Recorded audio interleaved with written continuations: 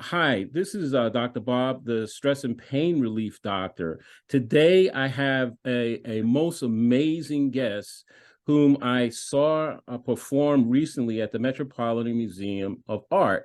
And so I said, my goodness, she is incredible. So I have to have her on as a featured guest. This is Vienna Carroll. She is, among other things, a songstress, an intellectual, a scholar, and basically just an all-around incredible woman. So I want to welcome you as a featured guest today for our podcast series.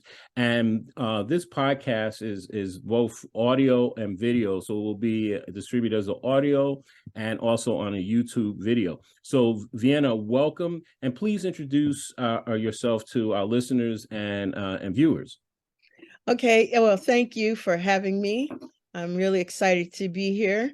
As Bob told you, Dr. Bob told you, my name is Vienna Carroll. I come from York, Pennsylvania, which until recently I didn't know was a hotbed of Underground Railroad and abolitionist activity. I thought it was the little up south town I grew up in, which it also was. And I've always sung. God gifted me a voice to sing, and I it took me quite a while to figure out what I wanted to sing. And what I realized was how much I loved the music of the Black church and the unrestrained praise and the unrestricted singing and the songs themselves, how much I really loved them. And finally, I was able to take those songs, which are spirituals and work songs in their earliest form, and marry them to the history of my hometown and that Underground Railroad activity and abolitionist activity that I didn't know about till late in life. And so it has become my mission to continue to uncover all the stories about ourselves, our hero stories, our freedom stories, to place us in the center of our own freedom story. Because the way history is, American history is for us, for all Americans, is that we somehow watched other people free us from slavery. So my focus is antebellum, is early 1800s, and showing how we freed ourselves in our own freedom journey, and how those songs, those spirituals and work songs, which were also lambasted as only being useful to help keep us in that suppressed state, were also our liberation songs. So whether I'm writing and presenting a play or a concert, I'm always going to find those nuggets of our freedom story and present them to people along with the songs, which really helps them, because not everybody likes to sing, but people like to sing, and it opens them up more to the message that I'm bringing. Wonderful, Vienna. So tell our listeners and viewers a little bit about your history in terms of growing up.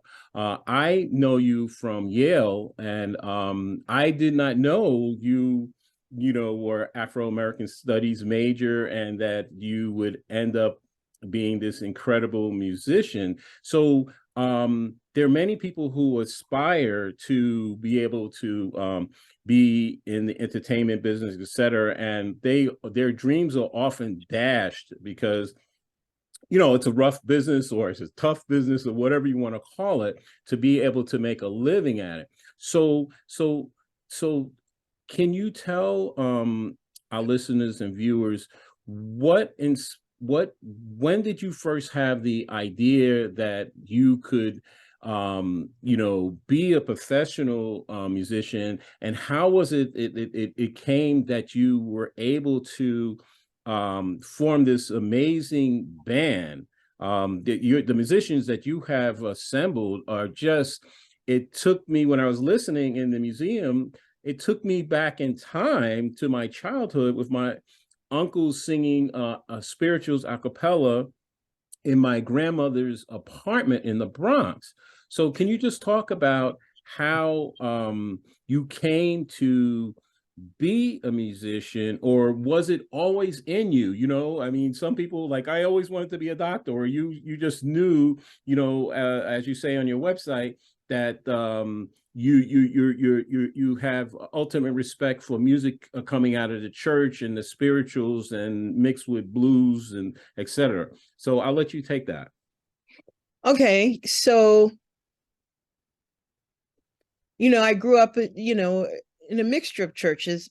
My favorite church was my great grandmother's church. We would go there, and you'd be there all day, and the saints and Right. friends would be praising all day. And it was really, it was kind of boring, but it was also fascinating to me. I loved that music.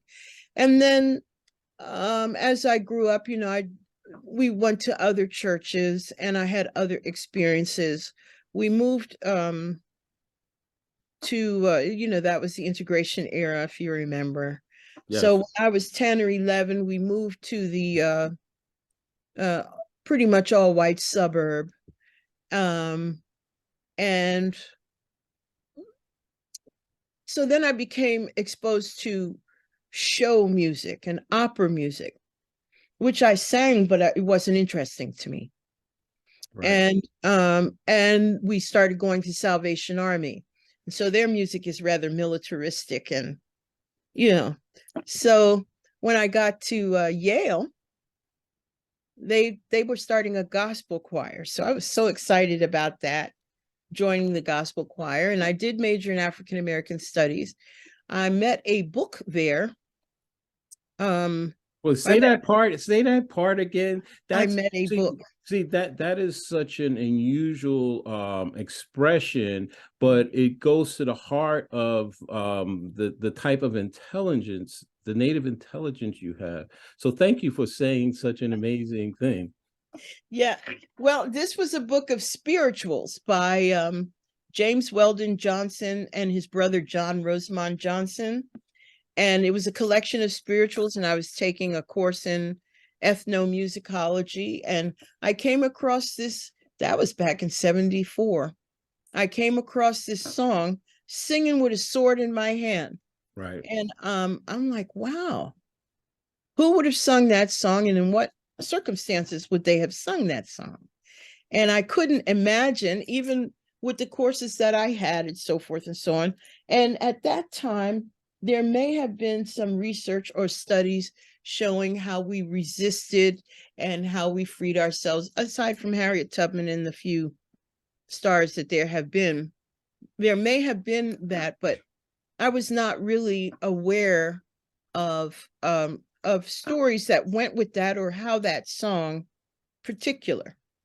how that song could be a spiritual, and why, if we were being suppressed so heavily, someone would be allowed to sing that song. And so I kept that and that book, and in my heart, on my piano here. And then in the when I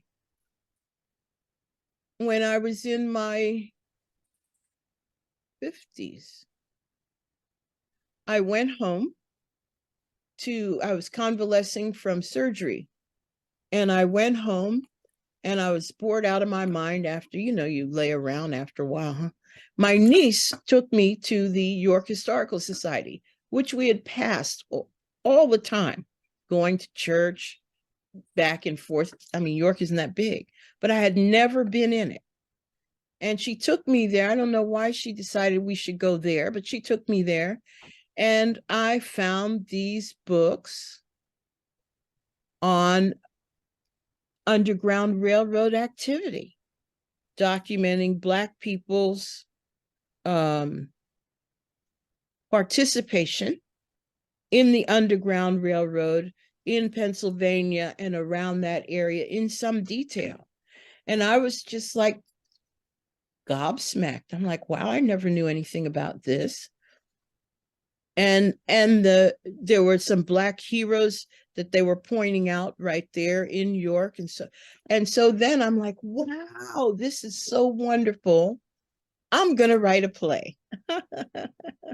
So I could marry those tunes, Singing with a Sword in My Hand, other tunes that I found in that book of spirituals, and other songs that I came across with these stories of the Underground Railroad. And it really twisted, shaped, upended my whole idea of what our history really is. Ours meaning American history, and meaning Black American history.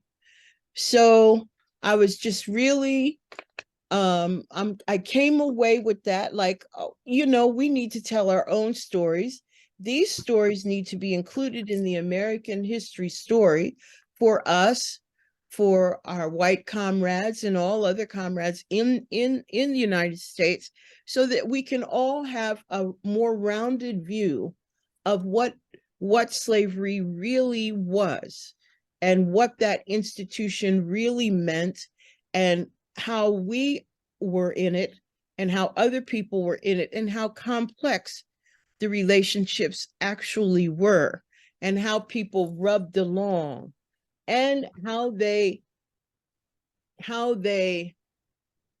advocated for themselves and their own agency, and how families stayed together. Because we have a little list of what slavery meant, and hardly any of it tells of our heroism and our struggles and our own agency. We were the Underground Railroad. And what happened is, because the Quakers wrote their history down, and they're the get out of jail card for the white population in the United States. So their focus, the focus is on them as the saviors, as our saviors.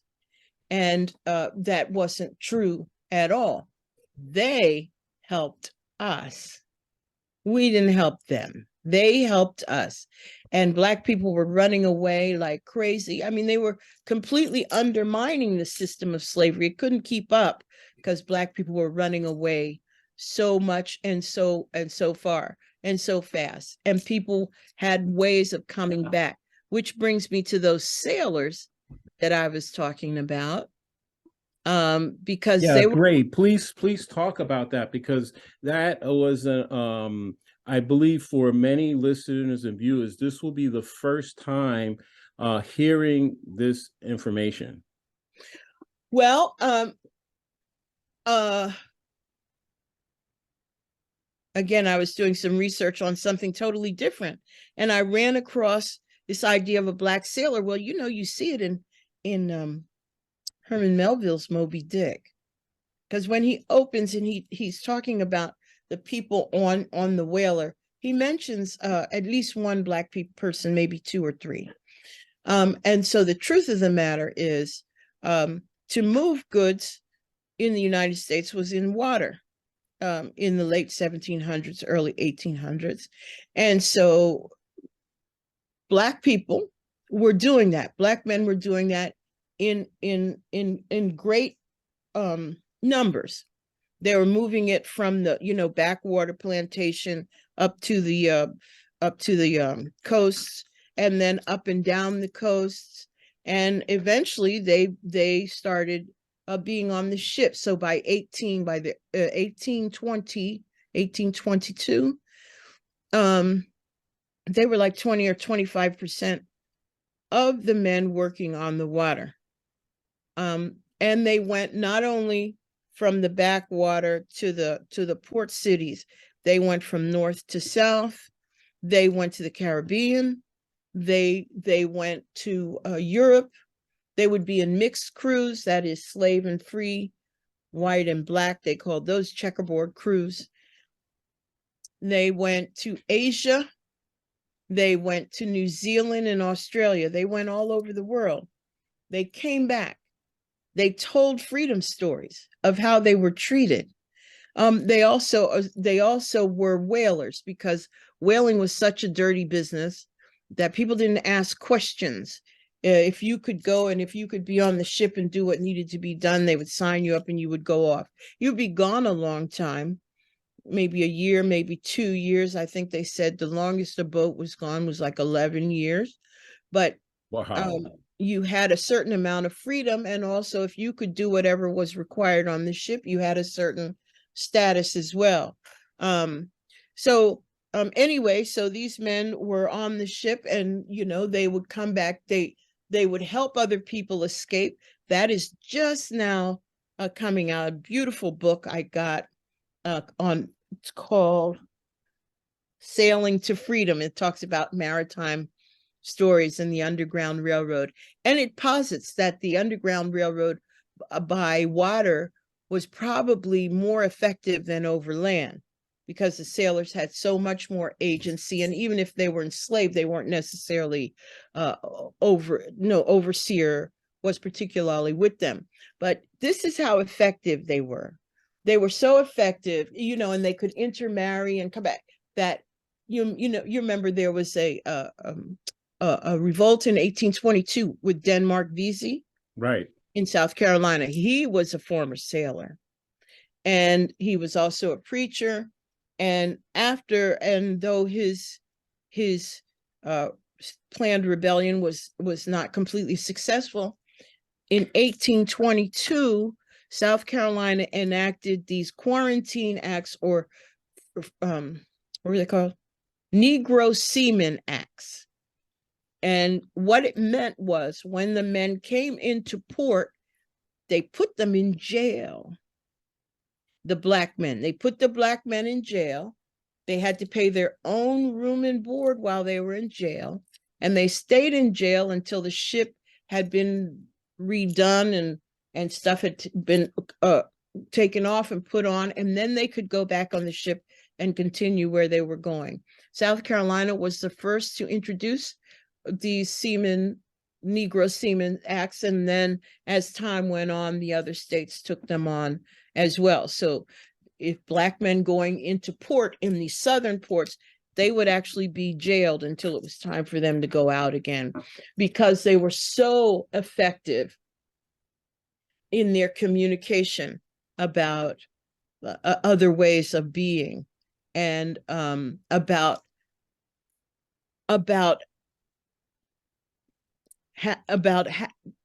being able to be treated as human beings and as full people. They were able to read and write. They had their money. They were, basically a class among themselves. Great. So Vienna, with the time we have left, I'd like to do two things. One, I would like you to hold up that book with the black sailors for everyone to see and read who the author is, because they can go and people can order it. I have some historian friends. When I mentioned the black sailors in the context of the enslavement process, they were fascinated, because they said they had not heard that in the way that you were talking about, that it was significant. I thought you had it. I have one. I'm looking for the other one. Here it is. Here. Okay. I didn't mean to inconvenience you. No. That's all right. It's fine. Yeah. So because I think it's very important when we're delivering information that people may never have heard of before, that the reference that you are discussing, it's always helpful. And I know I always find it helpful to say, oh, here's the book, here's the article, and so that people know that you're not just blowing smoke. Because we're living at that time where a tremendous amount of smoke is being blown. All right, now, so the book that was my favorite, and of course, which I can't find right now, but I'm going to tell you the name, is by Jeffrey Bolster, and it's called Blackjacks. But these are two other books. This is okay. You know what I need to do? I need to take my blur. I have my background on blur. Oh, okay, that's what it is. Yeah. All right. Oh, okay, good. So this Okay. No, is pull it back a little bit. Okay, so just the light. Okay, so it's okay, still hold on. Oh, there it is. It's called Whaling Captains of Color. This is by okay. a Black man um in Massachusetts, Martha's Vineyard. He wrote a book Really? called Skip Finley. This is a new book. This is a relatively new book. And he wrote this book about how Black men were not only sailors, but they were whalers, but they also had their own captaincies. So this book is very lovely. And then this latest book is called Sailing to Freedom, and it's a number of articles um, uh, collected by this gentleman named Timothy Walker. And then there's Jeffrey Bolster's book, which also was my first. It's fabulous, and I So checked. that's fine. So that's a good start because Yeah. this is the start of a series of interviews with you. I am fascinated by you because I could think of at least 10 different distinct topics that I could have conversations with you. So for example, the spirituality aspect in the Pentecostal church. Mhm. And something as simple as I went to your website and I was enthralled by this quote from Woody Lewis. Oh yeah. And I was trying to remember, have I ever met Woody Lewis? No, But but you know his brother Franklin. oh, so I have met Woody. Okay, I met Mhm. Woody at Franklin's funeral. Mhm. Okay, so it says he says Vienna sings history plain and simple, running up and down a range that would be the envy of any classically trained contralto, but surpassing that distinction with her unique American style. So there was two things in that quote that really got me. First of all, I hadn't thought of you as a contralto. So that took me back to my music background. And then the fact that he's saying you have a unique American style. And I think that that's really important to say because what people forget is just like everybody else, we're Americans. Yeah. And they focus on, oh, you're Black, Mhm. but we're Americans. And so that becomes clear to me when I travel and I Mhm. go someplace, Oh like yeah. I was in the Bahamas, and I sent the guy, I said, oh, I like to do X and see some special beach. And he said, sure, go right ahead. I said, yeah, but I'm not staying at that hotel. He said, you're an American tourist. You can go anywhere. So that was about 20 years ago. And I remember that blew my mind because I hadn't really thought about it. I just thought I was just traveling. And Yeah. so the fact that he would mention that you're American, I think that's very significant. Talk Mhm. about what a contralto is. Oh, yeah. So that's it's between. I think it's between soprano and alto, Right. so it doesn't go up so high, but I can also get kind of low as well. Right. So So that's if you what were a string instrument, you would be like in between a violin and a cello. You're a viola. maybe, yeah. Okay. So listen, we are short on time for this Okay. interview. So what I'd like you to do is to tell our listeners and viewers how they can connect with you, your social media handles, your emails, and any upcoming events that you have. Thank you so much. Well, I'm Vienna Carroll everywhere. VIENNACARROLL. That's me in Instagram, Facebook. Um, I have a website, viennacarroll.com, viennacarrollmusic.com, and several other websites that are specific to projects that I'm doing, but you would see them if you went to my websites. Bandcamp, viennacarroll.com. I'm Vienna Carroll everywhere. Yeah. And that includes myself and the men that I work with, Vienna Carroll and the folks. So I'll talk to you about them the next time because they're fabulous and wonderful. Yeah. Well, this is a case where like minds think a lot. I was just thinking, I'm looking at the names of your individual band members, and I wanted to give a shout out to them. So your guy on guitar, Keith Johnson, is he the one that can play the guitar and he has the tambourine with his foot at the same time? No, that's Stanley Bass, and he was Stanley Banks, Stanley who Banks. He's the bases. bass That player. was an amazing thing to see. I have never seen anyone being able to do that. In fact, three of us were commenting on this. Orlando and John. We said we've never seen anything like that. That he could play the guitar and independently move his leg like that, and it sounded like someone was shaking a tambourine in church.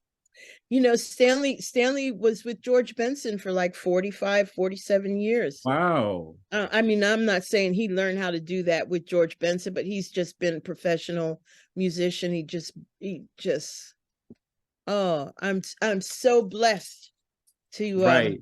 to have him work with me. And Keith Johnston plays the guitar. I met him through taking acting and drama classes, and he's just a stellar guitar. And, you know, he has a vision for the whole. And then, of course, there's the elder Newman Taylor Baker, who's on the washboard. Yeah. He's just the level of musicality and also the understanding of those earliest rhythms is so wonderful from Newman. So he's able to help interpret them to the guys, because you know that in that song, especially you think about your uncles, sometimes, you know, you step on the last you drawn out note, so you just start again more quickly, or you change the time. I don't know, I don't speak musical language, but you change the time and people are able to go with you. And I know you know what I'm talking about from your uncles if you listen to them. And so Newman is really able to bring that and help explain that, and, you know, so that we can move together as a unit. And they just all really support exactly what I'm doing. They're not asking me to modern it up or neo soul it out or do any of that, you know, which I really appreciate. Well, I have to say about Newman, I've seen as a child the washboard played in the Pentecostal churches, and they use, and also even in some of the juke joints when I was a kid in South Carolina, and during the summer we used to go down. But I have never seen anyone play the washboard horizontally the way, because they usually have it vertically. Yeah. And the things that he has on his fingers, to that he does like some kind of tapping. I had said Shotgun this, shells. what did it call? Shotgun shells. Shotgun shell. How appropriate. And that I said when he was doing that tapping, I said, you know, it almost sounds like ballet or tap dancing. And I was, and I said, this reminded me of the Nicholas brothers, that it's that level of excellence that someone had mentioned. I got into an argument with a 90-year-old aunt who tried to tell me that Fred Astaire was the best dancer ever. And I said, that's exactly was my reaction. We were at Thanksgiving dinner. And I said, are you kidding me? Have you ever seen the Nicholas brothers in stormy weather? They came down in the tuxedos and they just knocked that out of the park. So when I was looking at what you have on your website about Newman, I saw he had been with the, what was it called? The Ebony Hillbillies. Yeah. So wait a minute. Tell me what the Ebony Hillbillies are. So you know Rhiannon Giddens? No. Oh, okay. Have you heard of the Carolina Chocolate Drops? No. Okay. So there are a number of Black people who are really into preserving early Black folk music, blues, and early Black folk music. And so the Carolina Chocolate Drops was started by this woman named Rhiannon Giddens, who is now on her own. Well, she's with her husband now. And the Ebony Hillbillies was also a group. So they're basically string groups, string bands, meaning violin, guitar, string bands, from olden days. Because back in the olden days, during slavery or during antebellum, it was mostly Black folks playing, and the violin and the viola, and providing that music for the balls that the South wants to convince everyone are so grand, et cetera, et cetera. And so they preserved that music. The Ebony Hillbillies were actually here in New York. They were started by a gentleman named Henrique Prince, and they played in the subways a lot here.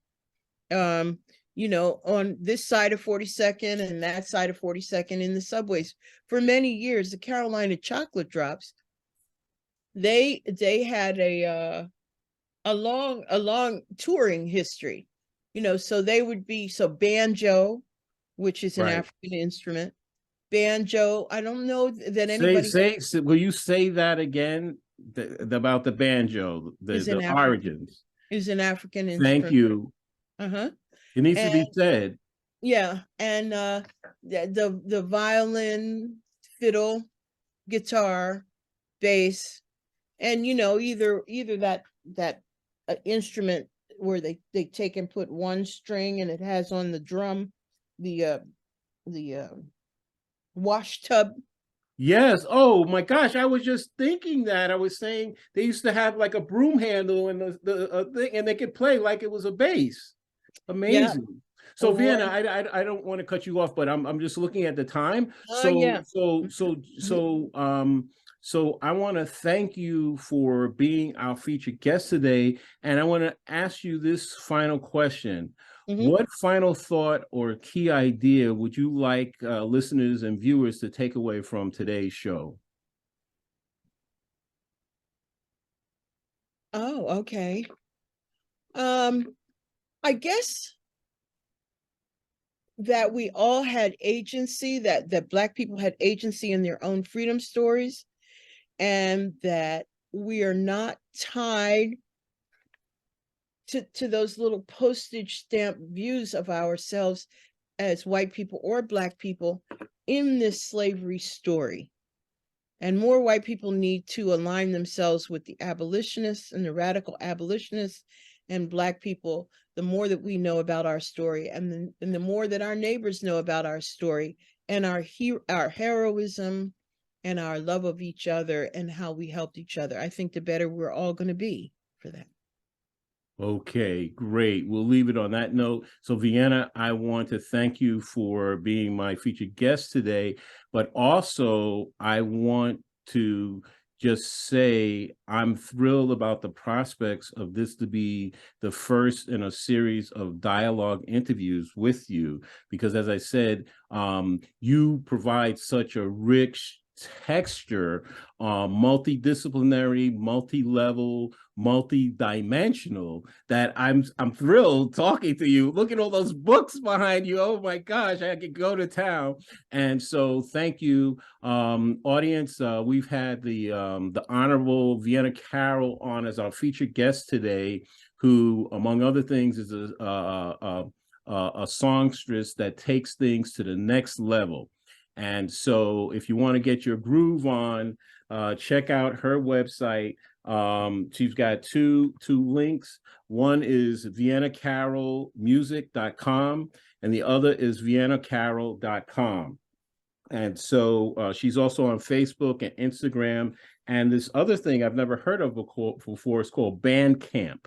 So for the people that are in the music business, they know about it. So this is Dr. Bob, the stress and pain relief doctor, signing off today, wishing you well.